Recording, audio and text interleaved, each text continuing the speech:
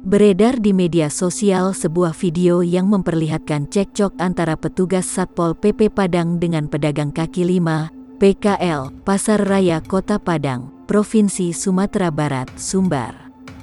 Menurutnya, kejadian tersebut terjadi pada Selasa, tanggal 13 Juli tahun 2021 sekitar pukul setengah 10 malam hari atau sekira pukul 21.30 waktu Indonesia Barat.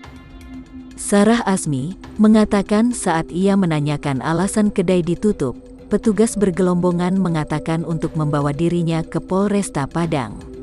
Menurutnya, ada 2 orang petugas yang menarik tangannya, memaksa ke atas mobil untuk dibawa ke Polresta Padang. Sarah Asmi mengaku menolak dibawa ke Polresta tanpa jelas tujuannya, dan sesuai aturan seharusnya ada surat pemanggilan. Untungnya, sang ibu memberikan penjelasan ke petugas Satpol PP tersebut dan tidak jadi membawanya.